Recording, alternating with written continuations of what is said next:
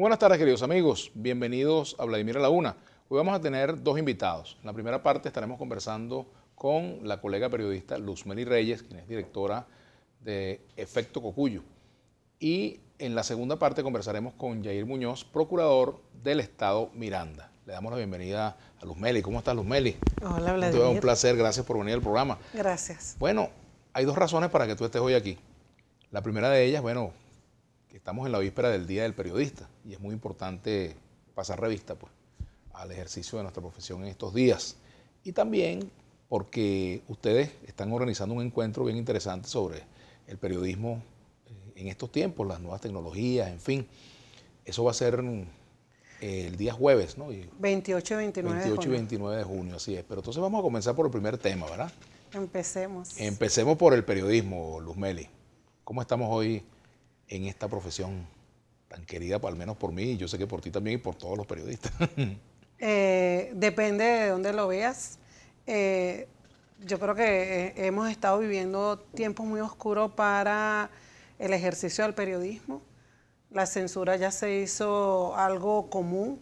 De hecho, Radio Fe y Alegría en Tucupita en este momento tiene 5 días sin electricidad porque la gobernadora decidió que mandó a cortar la luz, pues es una denuncia que se está haciendo públicamente. Así como se cumplen 200 años del Correo del Orinoco y enfrentamos la crisis del papel periódico, del impreso, mejor dicho, más fuerte que creo que haya vivido Venezuela, con la desaparición de muchos impresos y además con impresos que pasaron de ser diarios a ser semanarios. Eso es una realidad que está allí y no la podemos negar.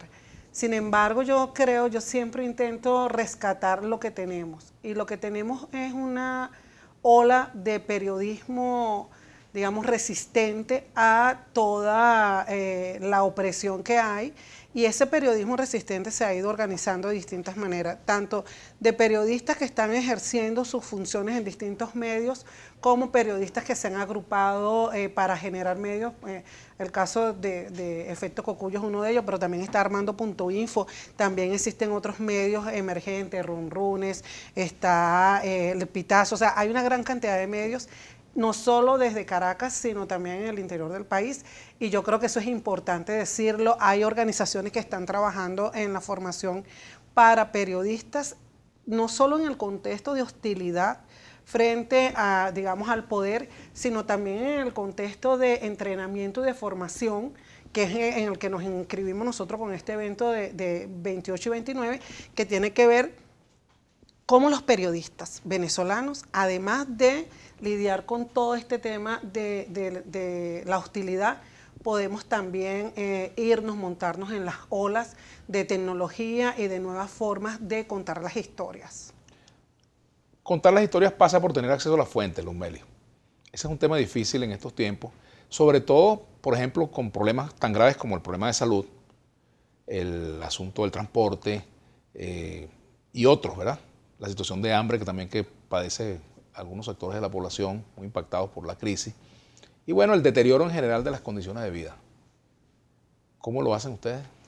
Creo que las historias las estamos contando todos los periodistas. Fíjate tú, has tocado un tema, el transporte.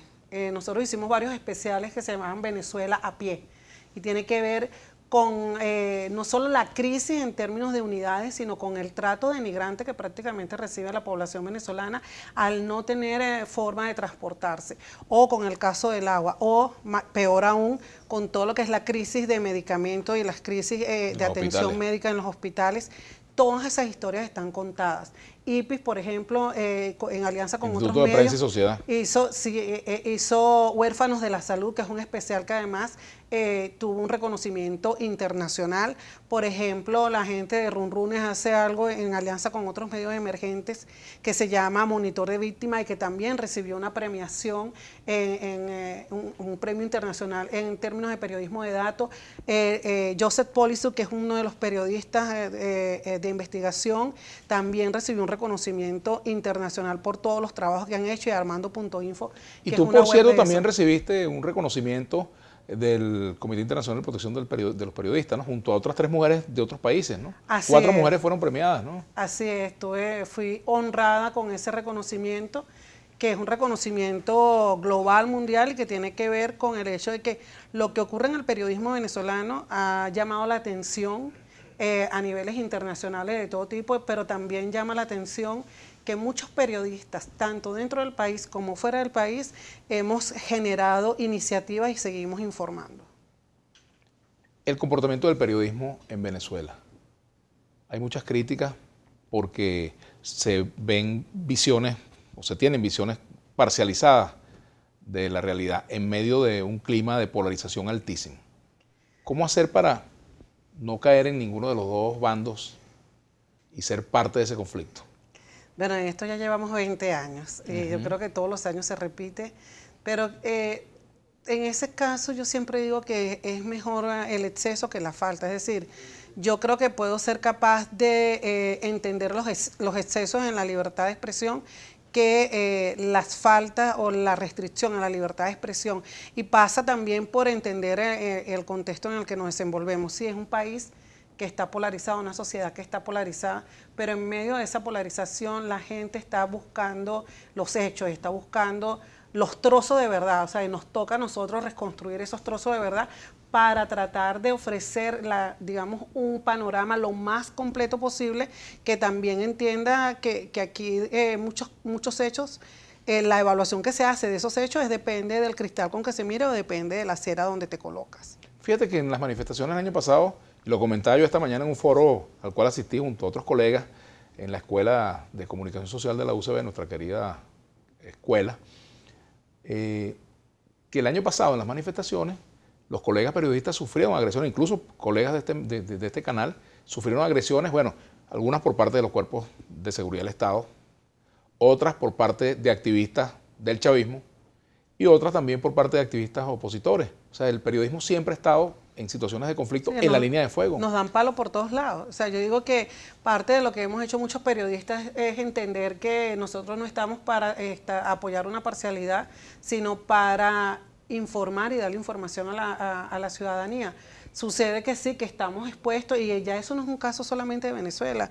Lo pudimos ver en las elecciones en Colombia, lo vemos constantemente en Estados Unidos, lo estamos viendo en Nicaragua. O sea, es decir, el periodista, porque digamos que difundir la información es un riesgo en sí mismo, ¿no? Porque los factores de poder siempre están, no siempre, pero muchas veces no les conviene que la ciudadanía esté bien informada. Y si el vehículo para difundir esa información es un periodista, me refiero al vehículo profesional, porque con las nuevas tecnologías y con la disrupción y la irrupción de las redes sociales, cualquier persona puede difundir información, pero el vehículo profesional en el que está entrenado para esto es el periodista. Entonces el periodista se convierte, por supuesto, en un factor de riesgo para los sectores del poder que no les interesa que determinadas informaciones corran, pues. Aquí pregunta Néstor Alfonso, ¿qué opinión le merece a alguien que se autodenomina periodista, pero se hace cómplice desde una posición de poder del cierre de medios y maltratos a los verdaderos periodistas? Bueno, no, esa pregunta no la entendí un poco. Repítela para ver. Bueno, ¿cómo no? Lo que sí no puedes es llamar un comodín. Mira, Néstor Alfonso, ¿qué opinión le merece a alguien que se autodenomina periodista, pero se hace cómplice desde una posición de poder del cierre de medios y maltratos a los verdaderos periodistas? Mira, un periodista, uno de los deberes, y además es un mandato del Código de Ética, uno de los mandatos que tenemos es estar con la verdad, buscar la verdad y apoyar la democracia, por ejemplo, y por supuesto no avalar ningún acto ni de censura ni de autocensura que podamos estar presenciando. Yo creo que eso hay que denunciarlo siempre y hacer un esfuerzo para no caer en la autocensura. Precisamente ese tema, ¿considera usted que una posición ideológica puede justificar la censura, el maltrato periodístico y el cierre de medios que no son incondicionales? No, ¿cómo una posición ideológica va a poder justificar eso? Ajá. Dice aquí Claudio Crítico, una de las fuentes de mayor acceso que protagonizan la noticia del día se basa en la especulación. ¿Hasta dónde es cierto eso? Es que no entendí esa especulación de a qué se referirá él, a especulación de precio o a gente que especula, dice cosas que no son. Me imagino que hay gente que especula, ¿no? Es que la especulación no es información. Claro, es otra cosa. Es otra cosa. Lo pues. que pasa es que a falta de fuentes informativas, pues Claro. también mucha gente da a conocer una información sin tener datos que la sustenten. Eso puede Entonces ocurrir, no es colega. información, es Es una desinformación, versión, es una una desinformación, versión. o son rumores, o son... Pero sabes que esto es bien, bueno, voy a tratar de atajar esta pregunta con lo siguiente. A raíz de que todos podemos emitir o difundir información, es importante que los usuarios de las redes sociales se conviertan en usuarios muy responsables de la información que se está transmitiendo. ¿Por qué? Porque si no hay una información que no es verificada, si hay un juicio, si hay una suposición, si hay una sospecha, podemos incurrir en generar elementos no solamente de ruido, sino afectar a personas, y ya sabemos las consecuencias que pueden tener esto por difundir algo que no sea cierto. Tenemos que hacer una pausa, pero voy a dejar 2 comentarios para la reflexión, Luzmeli. La profunda crisis que vivimos, dice Julio Atías, los venezolanos, ha afectado al periodismo en todas sus dimensiones. ¿No será eso lo que busca el gobierno? Silenciar de cualquier forma todo lo que sea en su contra. Venezuela, @el pacificador, dice, los periodistas venezolanos algún día van a tener que pedirle perdón al pueblo, claro, los que están dentro del país, por su autocensura. Bueno, qué fácil es jugar, pero bueno, vamos a comentarlo al regreso. Ya venimos.